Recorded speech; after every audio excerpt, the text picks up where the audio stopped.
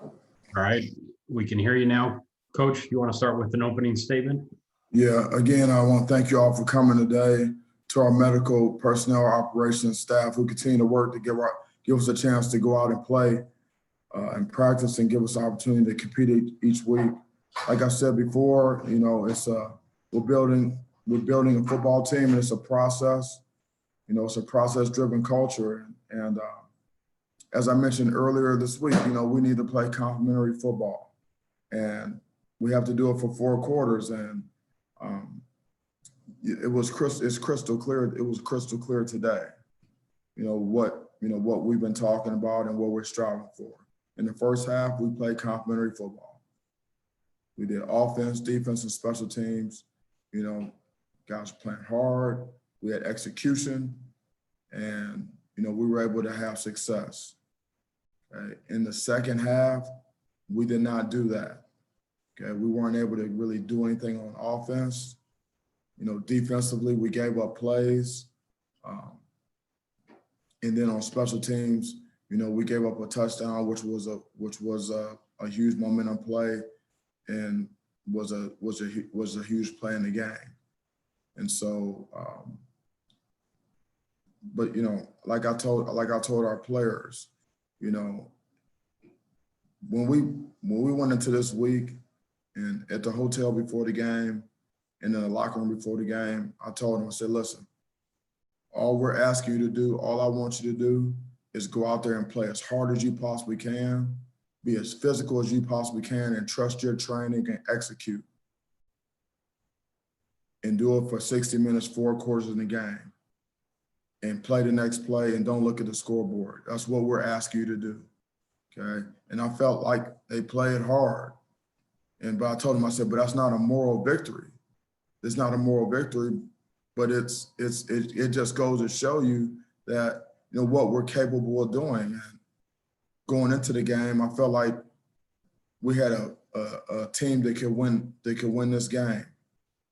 At halftime, I felt like we had a team that could win the game. I felt good about our football team and about what we could do. And after the game, I felt the same way about this football team. I feel that we can do some good things and that we can win some games and that we have a bright future and that we continue to hammer the process, that we're going to get there and we're going to continue to recruit, you know, like maniacs, you know, to be able to improve and help our team, you know. But it's very disappointing locker room, very disappointing coaching staff, but there's no lack of motivation right now. You know, for us, we just need to figure out, you know, hopefully we'll find out pretty soon who we play next so we can get ready. But and give Penn State credit. They're well coached. They have some good players, and they did what they needed to do in the second half to come back and to close the game out. So you know, my hat goes off to Coach Franklin, his staff, and their team. You know, they beat us today. So with that, I'll open up for questions. Our first question is from Matt Charbonneau with the Detroit News.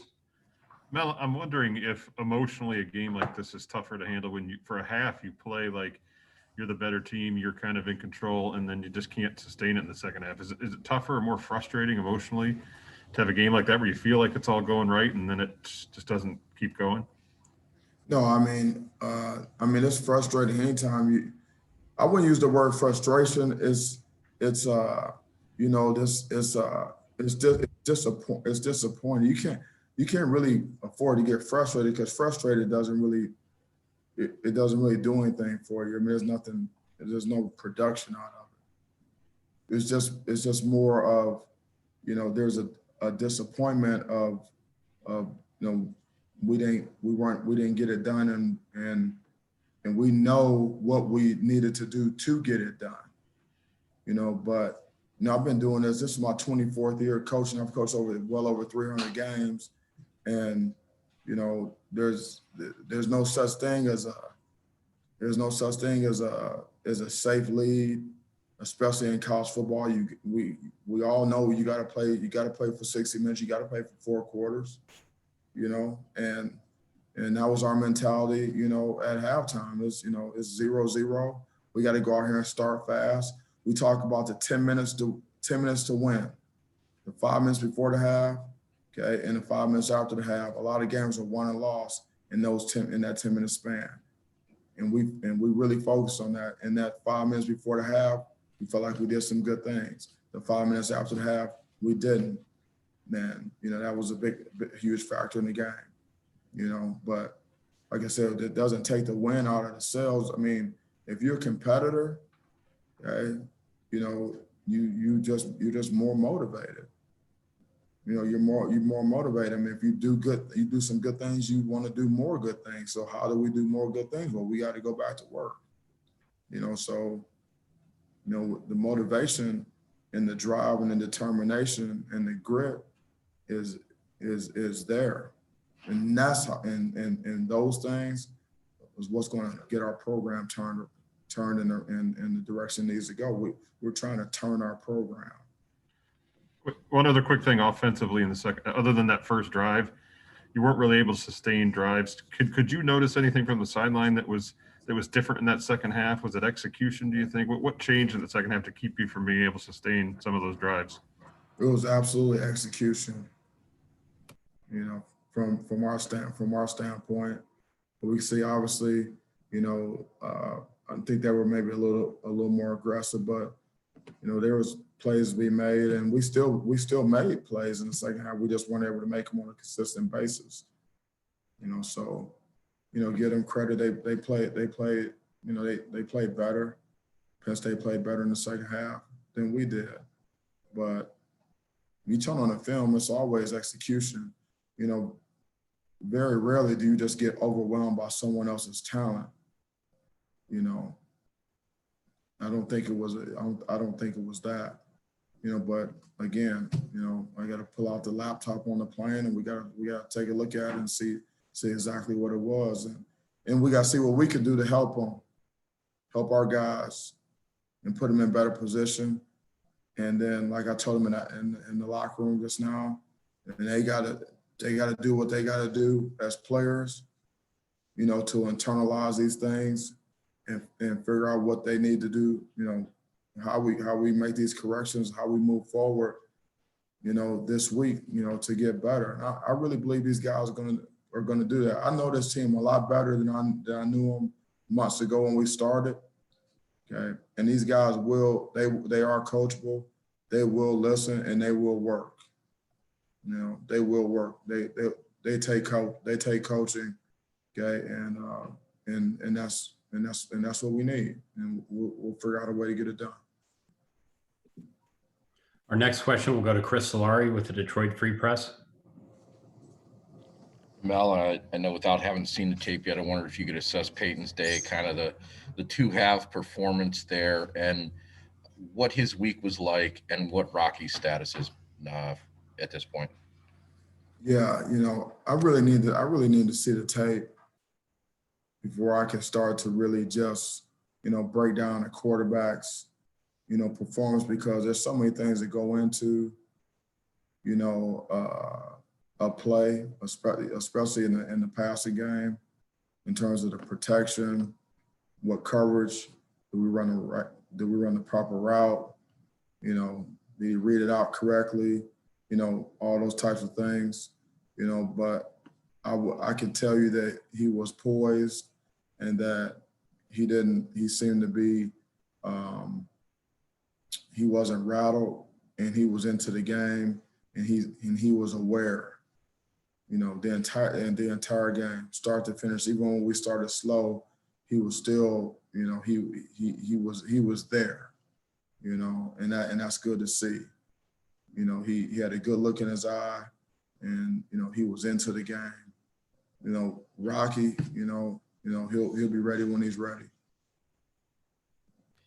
As a follow, as a completely different follow, there was a penalty that you took on 3rd and 7 that ended up being, the field position ended up leading to that first touchdown. I guess, was that the thought on taking that penalty when they were short? I kind of wanted to see if you could walk through that.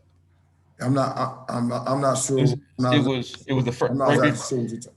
right before the first touchdown. It was 3rd and 7, and you took a penalty. I think they were short of the sticks on the play that Clifford ran out of bounds and got hurt right before the beginning of the second quarter. Yeah, he said we took the penalty and moved him back. Yes. We're playing for field position. Okay, that's what I wanted to check. Thanks. Yes, sir. All right, our next question is from Matt Wenzel at M Live. Hey Mel, we didn't see Jordan Simmons the last couple of weeks, and he comes back today, and I think that was the career high for him, and as far as total yards and yards per carry. What'd you see from him today in his ability? Because he looked like he was running the ball as good as he had all year. Yeah, well, he's got a good burst through the hole and acceleration, and that's what we need. He's got really good quickness, and when you hand him the ball, and there's a hole there, he's gonna hit it. And especially when you play good teams, those holes aren't open very long. So you got to get there. You got to get there. You got to hit it. And he runs with good pad level. He drives his legs, and he's been good with ball. He's been good with ball security. There was one there where I thought he popped it, and I think he stumbled. I thought he was going to go for 6. So, he did a good job when he was in there. I'm sorry. To get healthy and get back. You mentioned, getting to know your opponent soon. When do you anticipate finding out who you play next week? What have you been told about where the game will be possibly? And how do you guys, or I guess, what are the next steps from there tomorrow? Yeah, I really haven't been told anything. I was just asking that, just now, and, I don't know. So, we'll find out when we find out. And once we find out, then,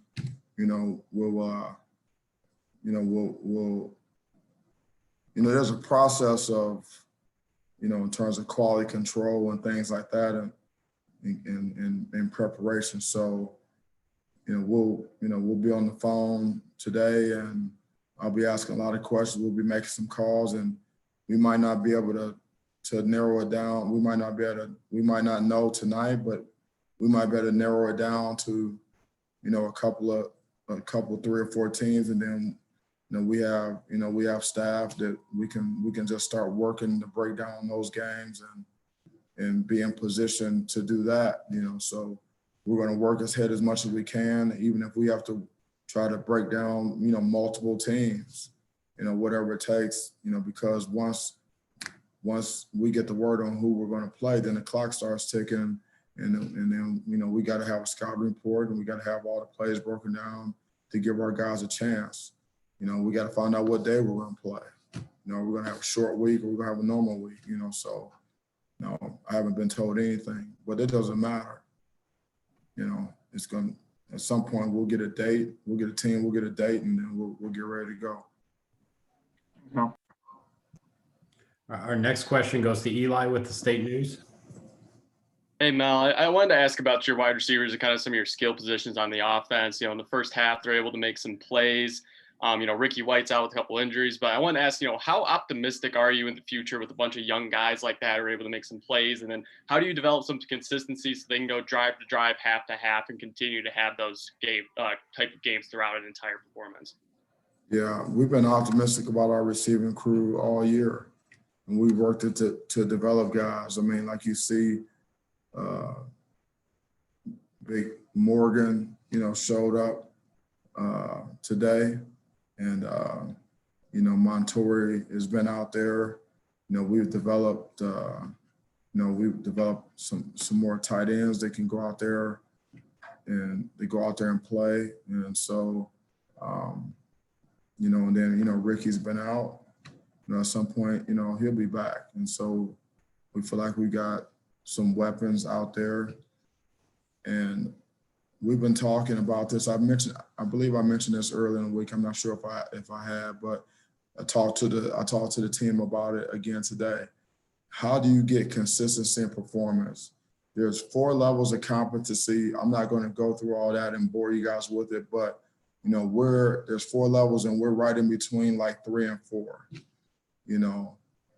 And like that third level of competency is that you're having success but you're not exactly sure why. And then if you're having success and you're doing some good things, but you're not exactly, if you're not 100% sure why it's happening, then you can't repeat it. It's hard to repeat it, you know? And so, you know, we have some guys, or we're at a point where maybe we can do some good things, but we're not exactly sure why. And that's where we got to really drill down as players and coaches and make sure everyone understands this is why this play worked. This is why you were able to make this catch. This is why you were able to make this run. This is why you were able to make this block. This is why you were able to make this open field tackle. Okay. And then the fourth level of competency is that you know what to do, and you know why you're having success. Okay. You know why you're having success. And so then it's repeatable. It's repeatable and you can be consistent, but even at that, it's still not enough, because even if you know and you know why you still got to do it, and you got to do it every day. So, you know, our team, you know, is really, you know, between level 3 and level 4 with different guys, you know, and collectively as a team. And that's the state of our team right now. And that's where the rubber meets the road. And so we got to really grind and drill down and really be very, very detailed in our teaching.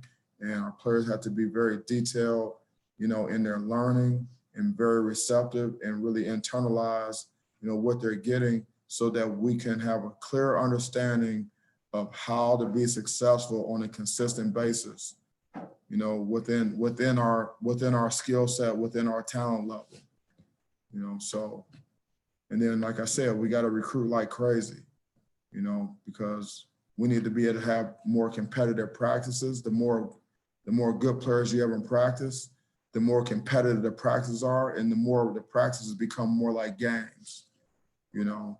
And then and ultimately you want your practices to be harder than the games. And then when you have more good players to the mix, you know, and then, you know, then you build your team, and we have a better football team, you know. So, you know, that's really where we are right now. That's how you become more consistent. A lot of it is mental. You know, some of it's physical, a lot of it is mental. Thanks, Mel. All right, we had time for 2 final questions. We'll start with Lindsey Huddleston and wrap up with Graham Couch. Thank you, Lindsey. Mel.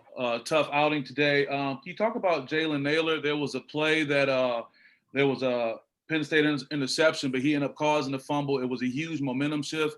Can you talk about what that kind of play means for the program, and what someone like Jalen is contributing to the program right now?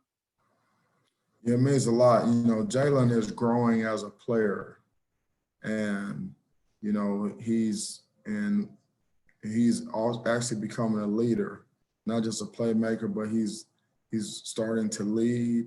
He plays with confidence, you know, and we can see he's not just a deep threat. You know, he can make some intermediate catches with his hands and things like that. And then we talk about ball security all the time. We show them plays of our opponent, and every week we show them NFL takeaways and ball security issues. And we've been doing that all year. And, you know, we even went back and showed them when in 2002 when Maurice Claret, when Sean Taylor, you know, God rest his soul, when he intercepted the ball and Maurice Claret went and took it back. That was a huge momentum play in the game. We showed them multiple plays of the great receiver that was from Alabama that plays with the Falcons, okay, where he on a consistent basis would run. It would be an interception. He'd run guys down and take the ball back, you know, strip the ball, you know. So that's the mentality of, hey, go get it back, you know, go hunt the ball down. And then on the other side of it, we're teaching our defensive players, when we do get the ball, you got to keep the ball high and tight and don't give it back to them, you know. And so, you know, that's I mean, that's just a sign of aggressiveness and a want to factor, you know, like a care factor. What is your care factor, you know, on a takeaway like that? And his care factor, his want to factor, you know, on a play like that is a 10. You know, and that's competing. That's what we're asking our guys to do. Play as hard as you can possibly play aggressively as you can possibly play, you know, and give it everything you got, and good things happen, you know. And so, you know, that was, you know, he's growing as a player. I really like him, and I like what he has to offer. I think he's got a bright future. We just got to keep chopping. Right. Thank you. And our final question will go to Graham Couch. Hey, Mel, I want to stay on Jalen quickly there. You've obviously been a defensive coordinator a lot of places. Is he reaching the point as a receiver where defenses will have to game plan much more around him?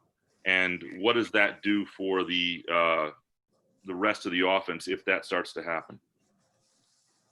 Yeah, I mean, I don't know what some of these guys defensively, what they're thinking or how they see him as a player. I know when I talked to him during the game, you know, he said that he was getting a lot of soft coverage, you know, and so we were able to hit him underneath, you know, and then he was able to catch the ball, tight turn, you know, get some yards after the catch and things like that. He's got to be able to do that. He's got to be able to work underneath. And then, you know, we all know that, you know, that he can run by people as well. So, you know, maybe people are going to have to decide how they can play, how they're going to have to play him. Depends on who they have to match up against them. You know, if they got a first round pick guy lined up over them, maybe they feel like they can handle him one-on-one, or they can play him however they want to play him. If they don't, they may feel like they have to do something else. It depends on who else we got on the field with them as well. You know. I want to ask you also quickly about Peyton and what you were thinking with that offense as it was rolling there in the late first, second quarter. And you haven't seen your offense go like that for a bit. What's going through your mind when you're seeing it click for the first time in weeks? Same thing as seeing practice. There's nothing that happens on the field that we don't see in practice. Even when Rocky was in there, I mean, there's no surprises.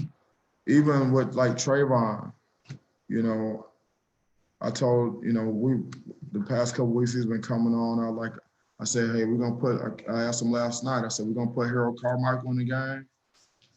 And they're like, everybody's like, yeah, coach, we're gonna put Harold Carmichael in the game. And the reason why is because he had done some things in practice and he had his opportunity, you know. So, you know, the plays that we run in practice and are successful are the plays that we decide to run in the game. If those plays don't look good in practice, we don't call them, you know. So, you know, it's all about execution, taking from the meeting room to the practice field and taking it to the game. Like I tell guys, 2 + 2 is 4. It's not going to change. So if we got competitive practices and they're giving us the same looks in practice in the games that they're giving us in practice, then why should it change? You know, play. Have you seen those sort of things in practice from Peyton before this past week, like earlier in the season? That sort of stretch of play and rhythm? Yeah, he's improved and he's done some good things, you know, and like we had a competition for the spot, you know, and he's continued to get better and he's a competitor, you know, and so I wasn't surprised by anything that I saw out of him today, you know. It's you know, he can do some good things, you know.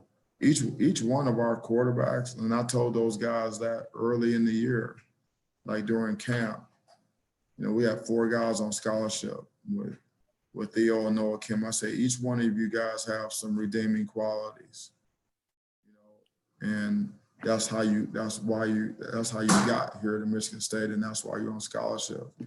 So it's just a matter of developing and then competing, you know, and getting better. And then, you know, we'll see where that goes. And I told them we need everyone, you know. And so they all compete. They all want to play. You can only play one guy at a time. But you know, to pay his credit, you know, he's continued to work, you know, to work hard, you know, to get to the point where he can go into the game and he can execute. You know, and he got into a game earlier this year, you know, and did a couple things that were decent. And I thought that he's progressed since then. He's developed since then. And Theo was the next man up today, you know. And then Noah was behind him. So guys have to continue to take coaching, practice, compete, get better. Because you never know when your opportunity is going to come. When your opportunity comes, then you want to be ready. You want to be ready to come through and get the job done. Now we didn't win today. Okay, we didn't win today. So you know there are some bright spots, but as a football team, we didn't get it done. So it wasn't good enough in any offense, defense, or special teams. It was just not good enough. Period. You know, so we all need to get better. All right, Coach, that's all the questions we have for you today. Thanks for your time. Yeah, thank you. Thanks for showing up. I appreciate you guys' questions. I appreciate your interest. Get our message out to our fans, and we'll figure out who we're gonna play. We'll get back to work. Thank you so much. Go Green.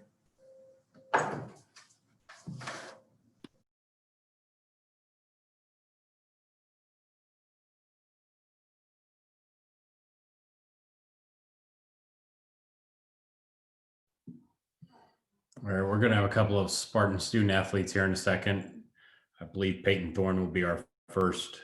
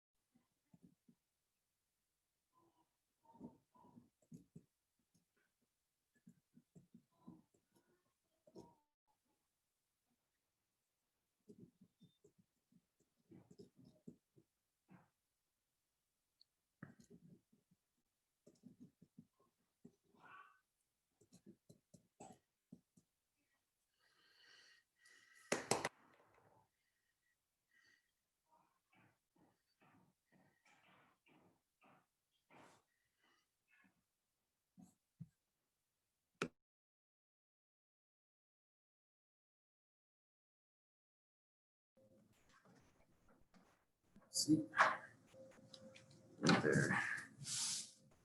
Oh. All right, thanks for joining us, Peyton. We've got some questions for you. Our first question comes from Matt Charbonneau with the Detroit News. Peyton, I just wanted to ask you about that first throw today. Obviously goes as an interception, but you guys get it back on kind of a crazy play. Did that almost kind of help settle you down a little bit, just kind of get that out of the way as your first start and kind of go from there a little bit? Yeah, I mean, you can't be throwing interceptions really in a game like that. You can't be throwing interceptions at all. But it was a good job by my teammates to track the guy down and whoever punched the ball out, and then we were able to recover it. So that was huge to get that ball back because we talk about turnovers nonstop and we can't turn the ball over. So, yeah, I mean, I should have made a little bit better of a decision there. I thought the guy made a pretty good play, and I thought we did a really good job punching it out and getting back on it. That was big. And then obviously things start rolling there as the half goes. You guys score on 3 straight possessions. How did you feel? I mean, you looked really comfortable out there. Did you feel like I'm in a pretty good rhythm here? And just how did that feel overall offensively for you guys? Yeah, I think it started with us running the ball. We came out on that first scoring drive and we ran it really well. I think that starts the whole offense. If we can get yards on the ground, then that sets up everything else. And then I thought that we were all in a pretty good rhythm. I really liked the plays we were running and I liked how we were executing. Unfortunately, we didn't carry that over into the second half at all. So we got to be better at keeping it going. Our next question will go to Chris Solari with the Detroit Free Press. Hey, Peyton. Along those lines, the diversity of receivers they used today, obviously Trayvon Morgan gets his first catch. You had a number of guys that you were throwing to, Dotson as well. Was that how much of that was a concerted effort, or how much of that was maybe just seeing the field? And how did you feel you saw the field in your first start? Yeah, I thought those guys stepped in and did a good job. I've been working with Trayvon for a while now. Last year, he was injured the whole year last year, so he didn't get to be on the scout team with us.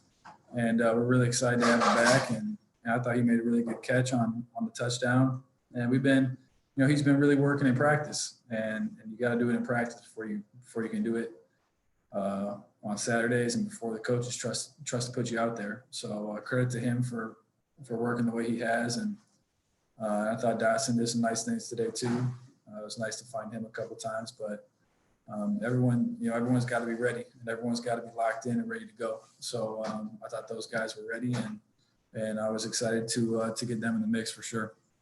As a follower, did you happen to see what happened with Carrick on that one play backfield?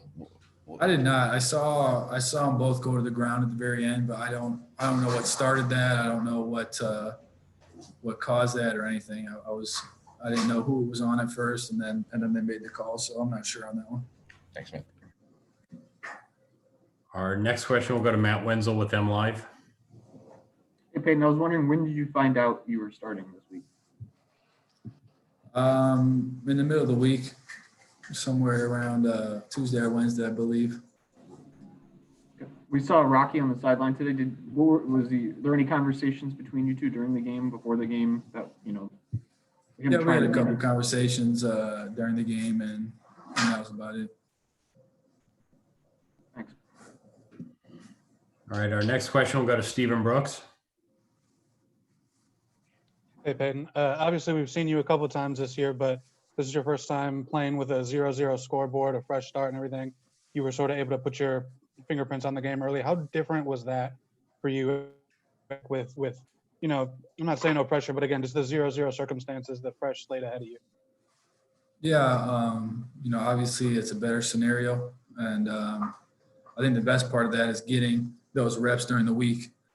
And on Wednesday, I was able to get the reps with the first group and get in sync with those guys, because in the past, I haven't been getting a ton of reps with those guys, and getting that going during the week helps a ton. And being able to talk to them about, what we're seeing and what I would like for them to do, and same thing for them to me. And I think that helped a lot. And obviously it being 0-0 was nice to start the game. And I want to go back to that throw to Trayvon too. Obviously he's got some physical advantages. I mean, what were you seeing on that play? I think he was double covered pretty well, but obviously he's able to go up and get it. I mean, is that just a guy you can't really overshoot? And just specifically on that play, what were you seeing with him? Yeah, it was a two-man route downfield, and I kind of saw the safety a little bit right as I was throwing it. And I thought that Trayvon might have had him beat deep. I really wasn't sure completely, but I just tried to put it over his shoulder for him in a place where he could make the catch. And fortunately, he went and made a play, and I was excited to see that. And I thought it was a good catch. I really didn't see the whole catch. I don't know if he bobbled it or what, but I know he came down with it, and I was pretty excited about that. Is that something you've seen from him in these practice reps, using that size to make plays like that? Yeah, this week especially, he's made some nice plays, and I think that he's going to be a great player for us down the road. And obviously you guys saw it today. So I expect to keep working with him, and I think that that connection is going to grow. Thank you. All right, Peyton, that's all we have for you tonight. I know everybody's waiting on the buses for you guys to join them. So thank you. Okay. Thank you, guys.